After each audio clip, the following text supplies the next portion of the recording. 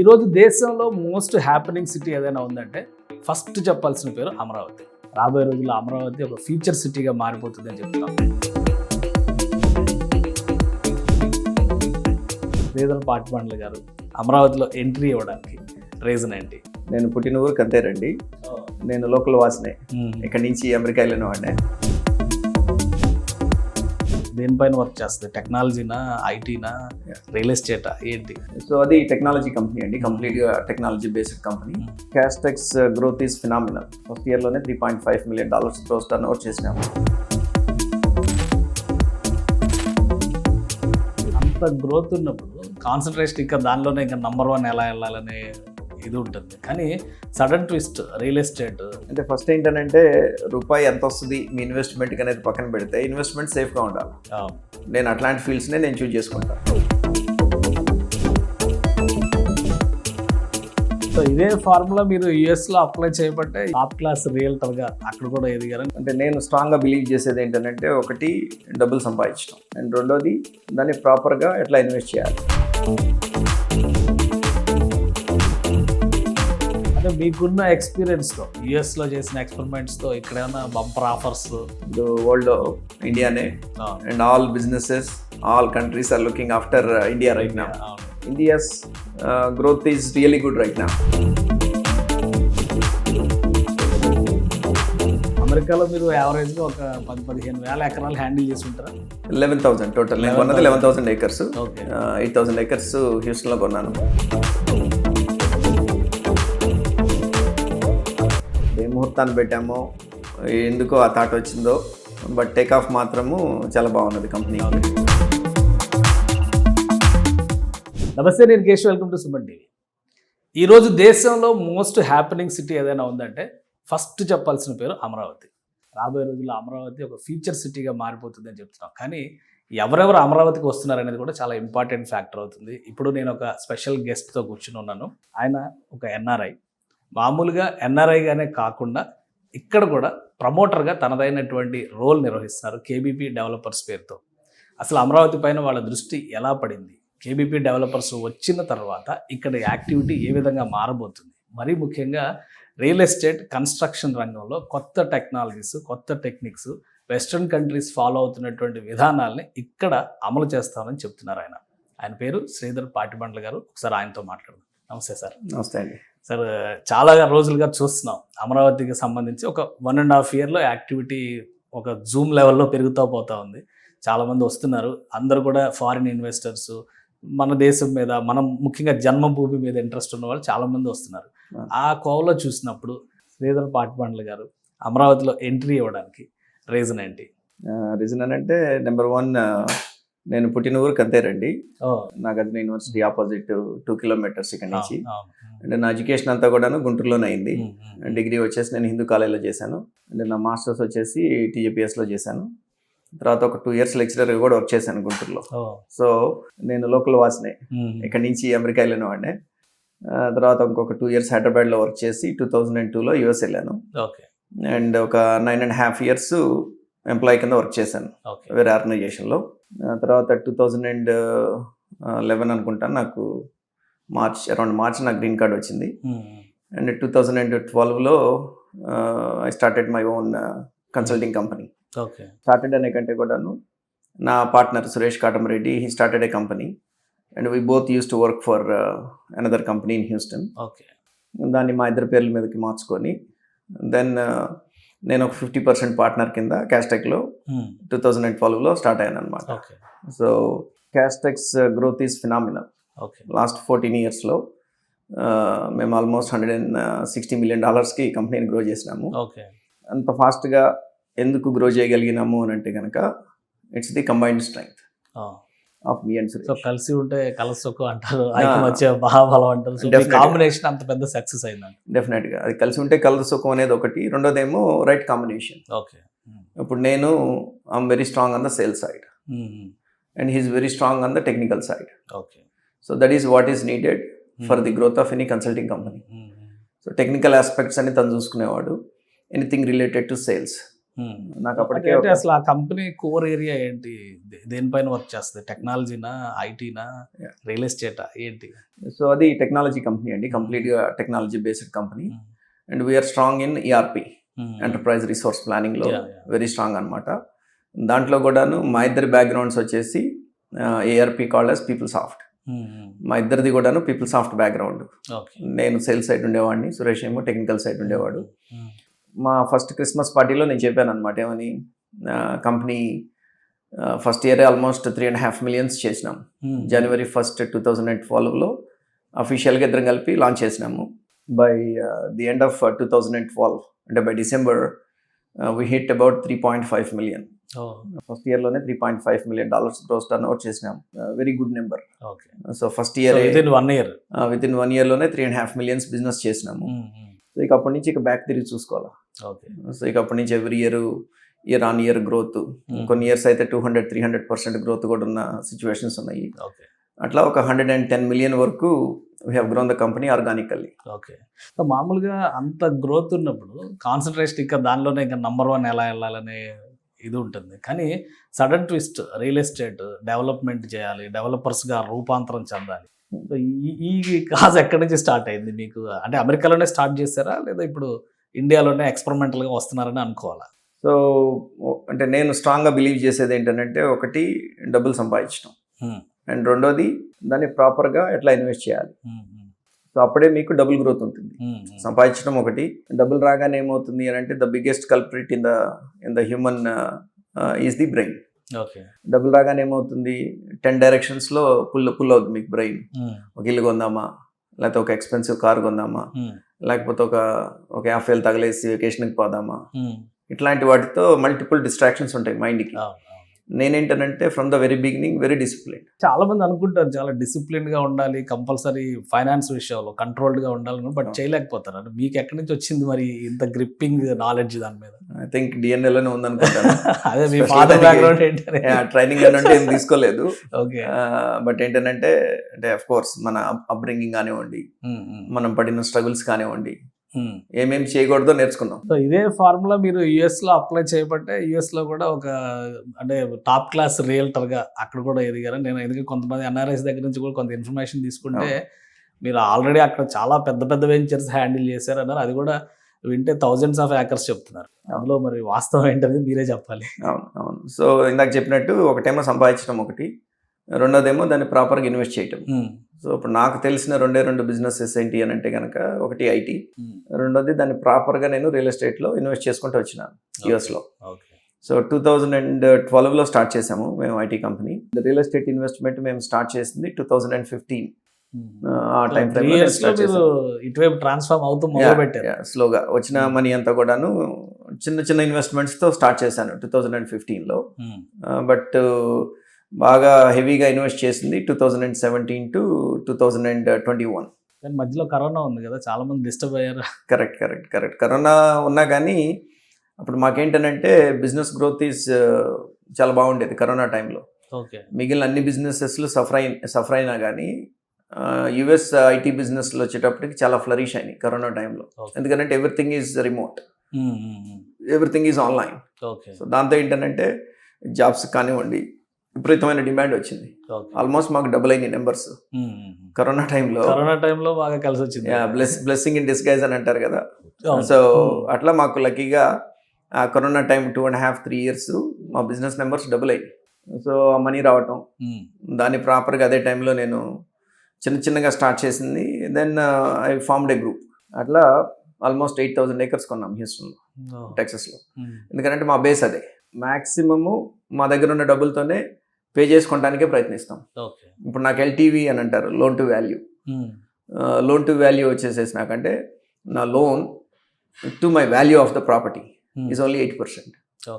అంటే 92% of my properties is paid of. కానీ 8,000 acres అనేది ఒక పెద్ద వాల్యూమ్. దాన్ని అంటే ఏ ఉద్దేశంతో చేస్తారు? జస్ట్ రియల్ ఎస్టేట్ డెవలప్మెంట్ అంటే ఇల్లు కట్టడం అనే కాన్సెప్టేనా, లేదంటే మన వాళ్ళు చాలా ప్రాజెక్టులు, వెంచర్స్, రిక్రియేషన్ సెంటర్స్ ఇట్లాంటివన్నీ కూడా డెవలప్ చేస్తున్నారు, అలాంటివి ఏమన్నా ఉన్నాయి అక్కడ? అంటే అట్లని కాకుండా బేసిక్గా మేము చేసేది ఏంటంటే there are 3 ways for us to make money in real estate. The first way is buying the land and flipping. Okay. ఒక మార్కెట్ అంటే మేము ఏది కూడాను మార్కెట్ నుంచి కొనలా, మేము అన్ని హోల్సేల్ డీల్స్ ఎక్కువ కొన్నాం అనమాట. త్రూ సిబిఆర్ఈ అనండి ఆర్ జేఎల్ఎల్ అనండి, మాకు we have a good network of CBRE and జేఎల్ఎల్తో మాకు మంచి రిలేషన్ ఉన్నది హ్యూస్టన్లో. So we get the wholesale deal before it gets into the retail market. So మా దగ్గర డబ్బులు ఉంటే కనుక మేము హోల్సేల్ డీల్లోనే కొనేస్తాం అనమాట. సో మాకేంటనంటే మీట్ ఉన్న డీల్సే కొంటాం, మీట్ లేని డీల్స్ కొనం. మీట్ లేని డీల్స్ అని అంటే సపోజ్ అక్కడ అదే ఒక ల్యాండ్ పార్సిల్ లాస్ట్ 1-2 yearsలో ఒక 4 సార్లు ట్రాన్సాక్ట్ అయింది అనుకోండి. అంటే ఫస్ట్ నేను ఒక రేటు కొన్నాను, ఇంకొకళ్ళు వచ్చి ఇంకో రేటుకి కొన్నారు, ఇంకొకళ్ళు వచ్చి ఇంకో రేటుకి కొన్నారు. అంటే ఒక 2 yearsలోనే 4 చేతులు మారింది. దాంట్లో మీట్ ఉండదు, ఎందుకంటే everybody is taking there profits. నాకేంటంటే ఆల్వేస్ ఫస్ట్ హ్యాండ్ బయర్ అవటమే నాకు ఇష్టం. That is where you have the meet in the deal. మన అమెరికాలో మీరు యావరేజ్గా ఒక 10-15 వేల ఎకరాలు హ్యాండిల్ చేసి ఉంటారా? 11,000 టోటల్. నేను కొన్నది 11,000 acres. 8,000 acres హ్యూస్టన్లో కొన్నాను, అండ్ ఒక 3,000 acres ఆస్టిన్లో ఉంది. సో రెండు కూడాను ఈ మాస్టర్ ప్లాన్ కమ్యూనిటీస్ డెవలప్ చేయడానికే. అన్ని వేల ఎకరాలు హ్యాండిల్ చేసి ఇప్పుడు అమరావతిలో కేబీపీ డెవలపర్స్ అంటున్నారు. ఏంటి కేబీపీ డెవలపర్స్ ఆవిర్భావం వెనక ఉన్న స్టోరీ ఏంటి? అమరావతిలో అడుగు పెట్టాలనుకోవడానికి రీజన్ ఏంటి? అంటే బేసిక్గా అక్కడ ఉన్న పార్ట్నర్స్ నలుగురిలో ముగ్గురు కలిపి కేబీపీ పెట్టినాము. సో కే అంటేనేమో సురేష్, నా పార్ట్నర్ సురేష్ కాటంరెడ్డి. బి అంటేనేమో రాంబాబా, పి అంటేనేమో నేను శ్రీధర్ పాటిమండల. ముగ్గురు కలిపి మా ఫస్ట్ ఇనిషియల్ మా లాస్ట్ నేమ్స్ లో ఫస్ట్ లెటర్ తీసుకొని పెట్టిన పేరు అనమాట కేబీపీ డెవలపర్స్ అనేది. ఏ ముహూర్తాన్ని పెట్టామో ఎందుకో ఆ థాట్ వచ్చిందో, బట్ టేక్ ఆఫ్ మాత్రము చాలా బాగున్నది కంపెనీకి. అండ్ మీరు అడిగిన క్వశ్చన్ అమెరికా నుంచి ఇక్కడికి ఎందుకు వచ్చారు, credit goes to my daughter. నాది కాదు ఇక్కడ స్టార్ట్ చేయడానికి. సో వర్నేట్లానే ఒకరోజు కూర్చొని మాట్లాడుతున్నప్పుడు షీఈ్ 18 years, నన్ను వచ్చి అడిగింది, డాడీ నువ్వు చెప్తుంటావు కదా don't put all eggs into one basket అని చెప్పి నువ్వు ఎప్పుడు మాట్లాడుతుంటావు కదా, మరి నీకు ఇండియాలో అసలు ఒక ఇన్వెస్ట్మెంట్ కూడా లేదు, నీకు మొత్తం యూఎస్లోనే నువ్వు ఇన్వెస్ట్ చేసుకుంటా వెళ్ళిపోతున్నావు. ఐ డోంట్ నో చెప్పొచ్చో లేదో కానీ, బట్ రష్యాకి యూఎస్కి వార్ వచ్చింది అనుకోండి ఫర్ ఎగ్జాంపుల్, మొత్తం నీ వాల్యూ అంత జీరో కదా డాడీ ఇక్కడ. సో మొత్తం ఎందుకు ఇక్కడ పెడుతున్నావు, నువ్వు వేరే ఎక్కడ కూడా నువ్వు ఇన్వెస్ట్ చేయట్లేదు అని చెప్పిన అనేటప్పటికీ నేను అనుకున్నాను, నాకు ఆల్మోస్ట్ ఇప్పుడు 50 years, ఇప్పుడు అరే దీనికి 18 years, ఇది మంచి క్వశ్చన్ అడిగింది, నేను ఎందుకు ఆలోచించలేదు, నేనే బిజినెస్ మ్యాన్ అయ్యి ఉండి నేను ఎప్పుడు కూడా నేను ఇట్లా ఆలోచించలేదు. Then I change it my mind little bit, then I said మన ఇండియాలో కూడా కొంత ఇన్వెస్ట్ చేద్దాం మనము. Plus India's growth is really good right now. So GDP తీసుకోండి మీరు, 2 digit ఆల్మోస్ట్ హిట్ అయిన జీడిపి ఏదన్నా ఉంది అని అంటే కనుక ఇప్పుడు వరల్డ్లో ఇండియానే, and all businesses all countries are looking after India right now. So బాగానే ఉంటుంది ఇక్కడ ఇన్వెస్ట్ చేస్తే కనుక. అంటే ఫస్ట్ ఏంటనంటే రూపాయి ఎంత వస్తుంది మీ ఇన్వెస్ట్మెంట్కి అనేది పక్కన పెడితే ఇన్వెస్ట్మెంట్ సేఫ్గా ఉండాలి. నేను అట్లాంటి ఫీల్డ్స్నే నేను చూజ్ చేసుకుంటాను. అంటే ఓల్డ్ సేయింగ్ ఉన్నది కదా, ల్యాండ్ మీద పెడితే ఎప్పుడు డబ్బులు బావని పోతాయి. ఇప్పుడు నేను చెప్పినట్టు 3-4 సార్లు ట్రాన్సాక్ట్ అయిన ప్రాపర్టీని మీరు కొంటే కనుక దెబ్బతింటారు. అట్లా కాకుండా మీరు ఫస్ట్ హ్యాండ్ మీరు కొనుక్కొని నెగోషియేట్ చేసుకొని మీ దగ్గర హోల్డింగ్ పవర్ ఉంటే, హోల్డింగ్ పవర్ లేకపోతేనే దెబ్బతింటారు రియల్ ఎస్టేట్లో. నేను ఎక్కువ పెట్టి కొన్నా 3-4 ట్రాన్సాక్ట్ అయిన ప్రాపర్టీని కొన్నా, మీ దగ్గర హోల్డింగ్ పవర్ ఉండి ఇంకో 5-10 వెయిట్ చేస్తే then you will get a good appreciation. అట్లా కాకుండా మీరు లోన్ తీసుకొచ్చుకొని లేకపోతే అప్పులు తీసుకొచ్చుకొని మళ్ళీ మార్కెట్ కరెక్షన్ వచ్చి వాల్యూ డౌన్ అయింది అనుకోండి, అప్పుడు ఇంట్రెస్ట్లు కట్టడానికి లేకపోతే మీ ప్రెజర్ చాలా ఎక్కువ ఉంటుంది. అప్పుడు ఏమో వాళ్ళ రూపాయి ప్రాపర్టీని మళ్ళీ మీరు 100 రూపాయకో 70 పైసలకు అమ్ముకోవాలి. That's where you go wrong. అంటే ఇక్కడ రియల్ ఎస్టేట్ కూడా చాలా డల్ గా ఉంది, ఒక ఫ్రీజ్డ్ మోడ్ లో ఉంది. కూటమి గవర్నమెంట్ వచ్చిన తర్వాత కూడా ఎవరు పెద్దగా ఇన్వెస్ట్మెంట్ పెట్టట్లేదు. ఇటువంటి చర్చలు బాగా జరుగుతున్నాయి. సో అలాంటి టైంలో మరి మీరు సాహసం చేసినట్టుగానే అనుకోవచ్చు దీన్ని. నాకైతే బ్రహ్మాండంగా ఉంది. అవునా? ఎందుకంటే మెయిన్ బిజినెస్లో కావాల్సింది ఏంటంటే కేశవ్ గారు, ఒక మనిషి మీద ట్రస్ట్. దట్టు ఎవరైతే రన్ చేస్తున్నారో వాడి మీద ట్రస్ట్ కావాలి ముందు. జనరల్గా రియల్ ఎస్టేట్ బిజినెస్ ఎట్లా రన్ అవుతుంది అని అంటే, ఎస్పెషల్లీ నేను చేసే దాంట్లో ఒక బస్కి లేకపోతే ఒక కార్కి ఒక 4 చక్రాలు ఉన్నట్టు, లేకపోతే ఒక ఇల్లు కట్టాలి అని అంటే 4 పిల్లర్స్ ఉన్నట్టు, మా దాంట్లో కూడా 4 ఉంటారు. డబ్బులు పెట్టేవాళ్ళం, డెవలపర్స్ అనుకోండి. రెండోది కొనుక్కునే కస్టమర్. ఓకే, మూడోది వచ్చేసేసి ఏజెంట్స్. మనకి ఇక్కడ దాదాపుగా కేబీపీలో ఇప్పుడు 1000 ఏజెంట్స్ ఉన్నారు ఈ రోజున. దగ్గరగా మనకి విత్ ఇన్ నో టైం, అంటే 3 months పీరియడ్లోనే దాదాపుగా మనకు ఒక 1000 ఏజెంట్స్ని మనం వీఆర్ ఏబుల్ టు రిక్రూట్. అంటే హైదరాబాద్ మార్కెట్ డిఫరెంట్గా వర్కౌట్ అవుతుంది, బెంగళూరు మార్కెట్ డిఫరెంట్గా వర్కౌట్ అవుతుంది, అండ్ ఇక్కడ మన local market Amaravati market or Guntur Krishna district market డిఫరెంట్గా వర్కౌట్ అవుతుంది. అక్కడ మీరు డిజిటల్ మార్కెటింగ్ చేసుకోవచ్చు. నాది ఐటీ బ్యాక్గ్రౌండ్, హైదరాబాద్లోను బెంగళూరులోను డిజిటల్ మార్కెటింగ్ వర్కౌట్ అవుతుంది. కస్టమర్ని మీరు డైరెక్ట్ పట్టుకోవచ్చు, డైరెక్ట్గా మీరు డిజిటల్ మార్కెటింగ్ చేసి తెచ్చుకోవచ్చు. బట్ ఇక్కడ కంప్లీట్ ఏజెంట్ మార్కెట్. ఏజెంట్స్ని కాదని, సో డైరెక్ట్ కాంటాక్ట్స్ ఉంటేనే వర్కౌట్ అయ్యే అవకాశాలు ఎక్కువ ఉంటాయి. అంటే ఏజెంట్స్తో వాళ్ళ కస్టమర్స్కి, అంటే ఇప్పుడు 4 ఎవరనంటే ఒకళ్ళు రైతులండి అమ్మేవాళ్ళు, ఒకళ్ళు నేను కొనేవాడిని, తర్వాత ఏజెంట్స్, అండ్ 4 వాళ్ళు కస్టమర్స్. ఇదే 4 చక్రాలు బిజినెస్కి. లేదా ఇల్లు కట్టడానికి 4 పిల్లర్స్ అన్నట్టు రియల్ ఎస్టేట్లో ఉండేది 4 ఎప్పుడైనా కానీ బిజినెస్ మొత్తం ఈ 4 చుట్టూనే తిరుగుతూ ఉంటుంది. అంటే మీకున్న ఎక్స్పీరియన్స్తో, యుఎస్లో చేసిన ఎక్స్పెరిమెంట్స్తో ఇక్కడ ఏమైనా బంపర్ ఆఫర్స్ లేదా ఇంకా ఇక్కడ ఎవరు ఊహించినటువంటి ఫెసిలిటేషన్, ఎమ్యూనిటీస్ ఇట్లాంటివి ఏమైనా ఇచ్చారా? అందుకనే మీరు సక్సెస్ అయ్యారని అనుకోవచ్చా? అంటే ఆఫర్స్ అట్లని కాదులే కానీ, బట్ చేంజింగ్ ది ల్యాండ్స్కేప్. ఇక్కడ కొంత ల్యాండ్స్కేప్ని నేను చేంజ్ చేస్తున్నాను ఇక్కడ డెఫినెట్గాను. ఎట్లా ల్యాండ్స్కేప్ని చేంజ్ చేస్తున్నాను అని అంటే కనుక నేను in terms of the amenities.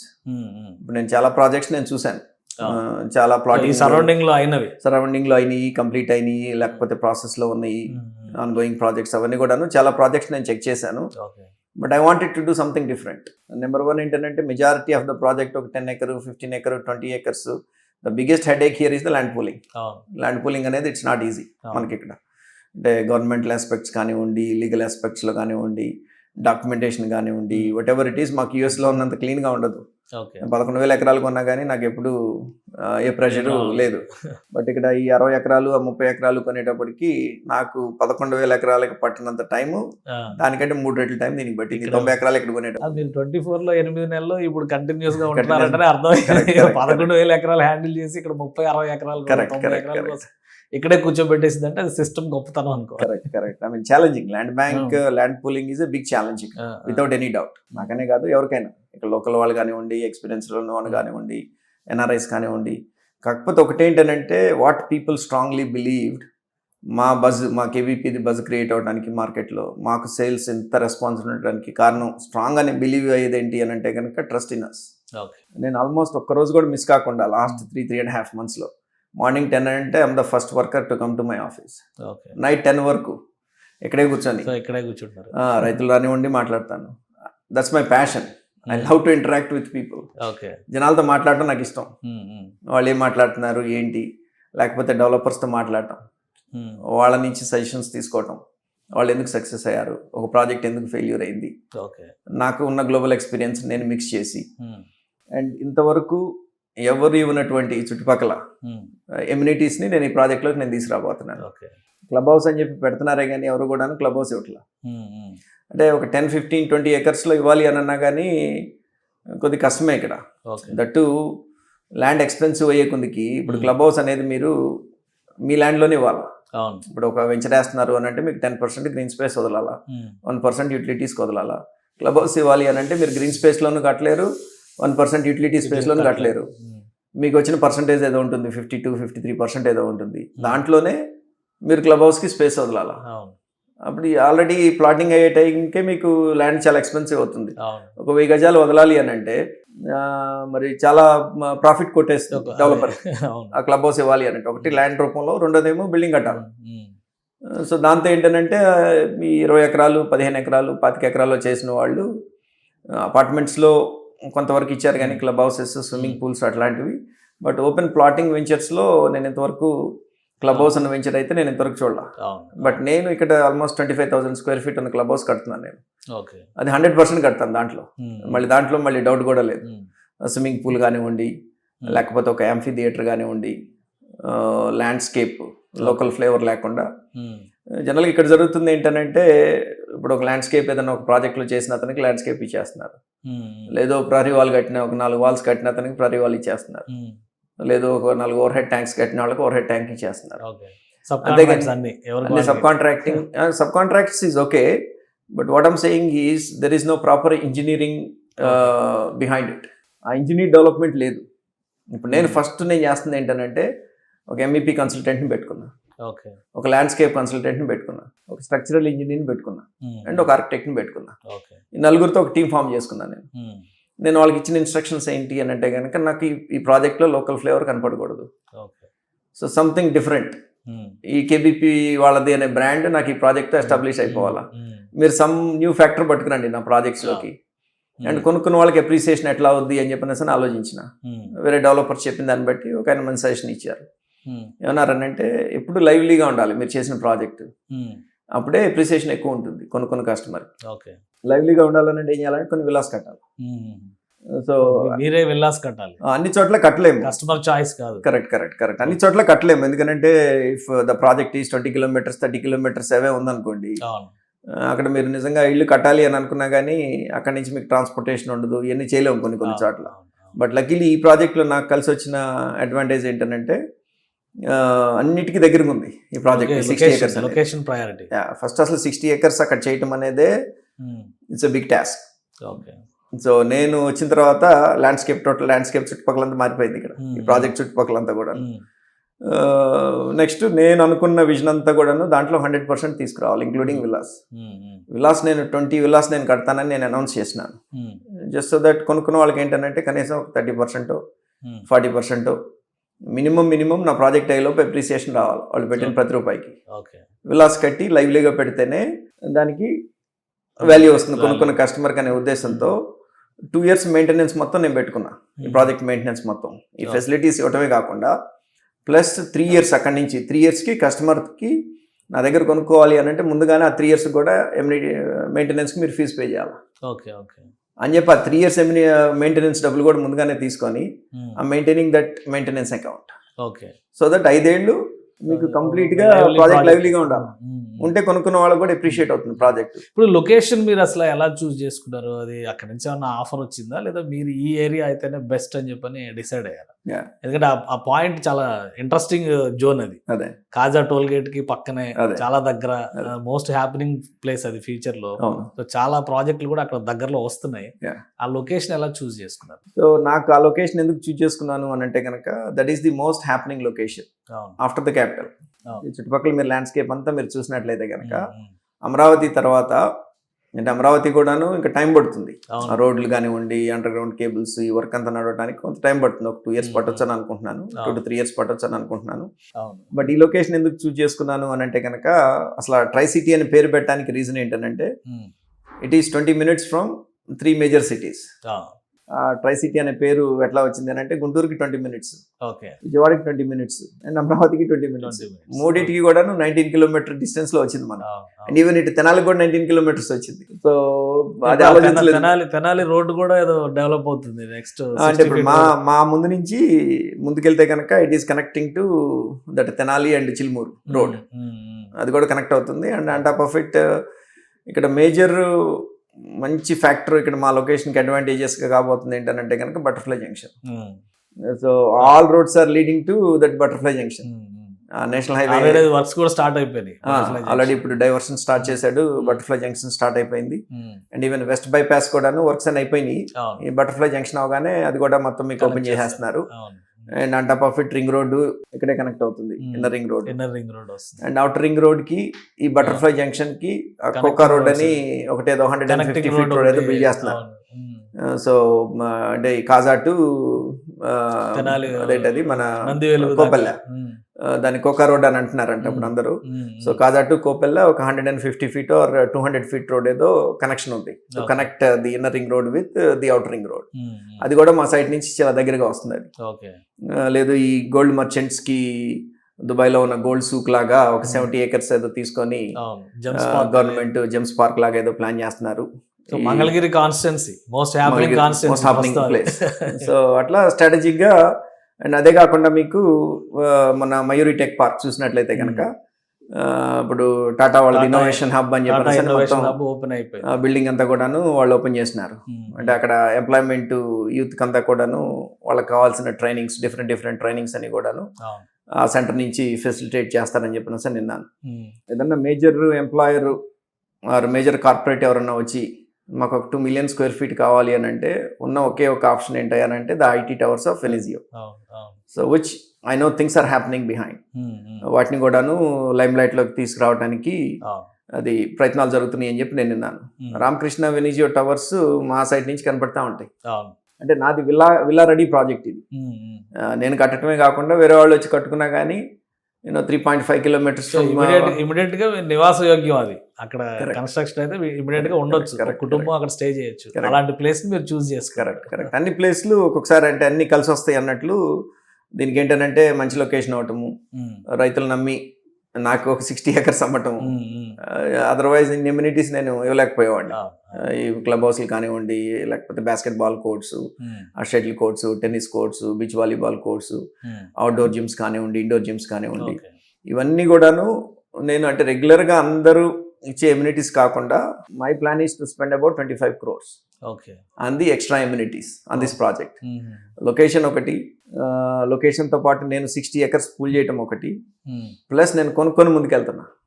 మొత్తం కంప్లీట్గా ప్రాజెక్ట్ మొత్తము నేను రిజిస్ట్రేషన్ చేయించుకొని నేను ముందుకెళ్తున్నాను. అదొక అడ్వాంటేజ్ లొకేషన్తో పాటు. రెండోది ఏంటంటే ఎన్ఆర్ఐ ప్రమోటర్స్ ముగ్గురు కూడా global experience, almost out side the country 23, 24, 25 years నుంచి బయట ఉండి ఆ గ్లోబల్ వరల్డ్ చూసొచ్చి ఆ గ్లోబల్ మార్కెట్ ఎట్లా ఉంటుందని చూసొచ్చి ఆ ఇమ్యూనిటీస్ అన్నీ కూడాను దీంట్లోకి తీసుకురావటం, అది పీపుల్ బిలీవ్డ్. అందుకని ఇటు మీరు చిత్తూరు నుంచి ఇటు వైజాగ్ అనండి, లేకపోతే రాయలసీమ నుంచి అనండి, లేకపోతే ఎన్ఆర్ఐ కస్టమర్స్ దాదాపు ఒక 50-60 ఎన్ఆర్ఐ కస్టమర్స్ కొనుక్కున్నారు దీంట్లో, just because of our backgrounds. అంటే మీరు అనుకుంటున్న టైంకి ప్రాజెక్ట్లో ప్లాట్స్ కొనుక్కున్న వాళ్ళు కూడా కన్స్ట్రక్షన్ స్టార్ట్ చేసుకోవచ్చా? ఇప్పుడు నేనే స్టార్ట్ చేస్తాను కదా ఒక 20. సో వాళ్ళు నేను ఫస్ట్ క్వార్టర్లోనే, నెక్స్ట్ ఇయర్ ఫస్ట్ క్వార్టర్లోనే నా విలా స్టార్ట్ చేస్తాను. నేను స్టార్ట్ చేస్తున్నాను అని అంటే ఇట్ ఈస్ రెడీ. సో ఇంకెవరైనా కానీ కన్స్ట్రక్షన్ కొనుక్కున్న వాళ్ళు ఉంటే, ఇప్పుడు నాకున్న డిమాండ్ చూస్తే 20 కాదు కదా, దగ్గర 100 విల్లాస్ నన్ను అడిగేటట్లు 20 అనేది. మీరు ఒకవేళ ఇప్పుడు ప్లాట్ తీసుకున్న వాళ్ళు మీరు కట్టి పెట్టమంటే మీరు కట్టి ఇవ్వడానికి ready, you're open for that also. కన్స్ట్రక్షన్లో నేను generally I don't like vertical.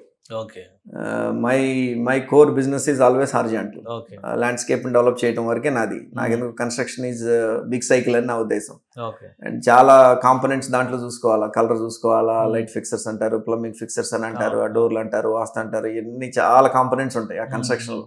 అందుకని వీలైనంత వరకు నేను కన్స్ట్రక్షన్కి దూరంగా ఉంటాను. నేను నా ఎక్స్పర్టీజ్ అంతా కూడాను ఎంతసేపటికి హారిజాంటల్ డెవలప్మెంట్, ల్యాండ్ కొనటం, దాన్ని బ్యూటిఫుల్గా ప్లాటింగ్ ఎట్లా చేయాలి ఏంటి అన్నీ కూడాను, ఎట్లా ప్రాపర్గా ఎలక్ట్రిక్ ఏంటి, ప్లంబింగ్ ఏంటి, ఎంత కెపాసిటీ తీసుకురావాలి, ల్యాండ్స్కేప్ ఎట్లా ఉండాలి, ఎంట్రన్స్లు ఎట్లా ఉండాలా, సెక్యూరిటీ ఎట్లా ఉండాలా, ఇట్లాంటి ఆస్పెక్ట్స్ మీద నాకు ఎక్కువ ఇంట్రెస్ట్ ఉంటుంది. బట్ ఫార్చునేట్లీ ఇది రెడీ టు లివ్ అనే లొకేషన్లో ఉంది కాబట్టి, ప్లస్ మంచి ఆపర్చునిటీ మాకు కేవీపీకి, అంత ల్యాండ్ బ్యాంక్ అవటం, ఇవన్నీ చేయడానికి ఉన్న స్కోప్ ఉన్న ప్రాజెక్ట్ కాబట్టి, ఫైనాన్షియల్స్ పక్కన పెడితే మా డ్రీమ్ ప్రాజెక్ట్ లాగా దీన్ని, ఒక ఫస్ట్ ప్రాజెక్ట్ మీరు ఒక డ్రీమ్ ప్రాజెక్ట్ గా ఇక్కడ ఎస్టాబ్లిష్ చేయాలని చెప్పని అనుకుంటున్నాను. దాంతో మా బ్రాండ్ ఎస్టాబ్లిష్ అయిపోవాలి. దసరాకి ఏమో సీఎం గారు సిఆర్డి ప్రాజెక్ట్ ఆఫీస్ ఓపెన్ చేయాలని ప్లాన్ చేస్తున్నారు, మీరేమో phase 2 phase 2 with you know villas plans, తర్వాత ఎలివేషన్స్ ఏంటి, ఇవన్నీ కూడాను దసరాకి ఓపెన్ చేయాలనే ప్లాన్ తో ఉన్నాం. సో నెక్స్ట్ ఏంటి కేవీపీ ఫ్యూచర్ ప్లాన్స్? ఇప్పుడు ఆల్రెడీ 2 వెంచర్స్ వేసారు, ఒకటి క్లారిటీ వచ్చింది, ట్రై సిటీ గురించి చెప్పారు, ఇంకోటి మచిలీపట్నం దగ్గర అంటున్నారు.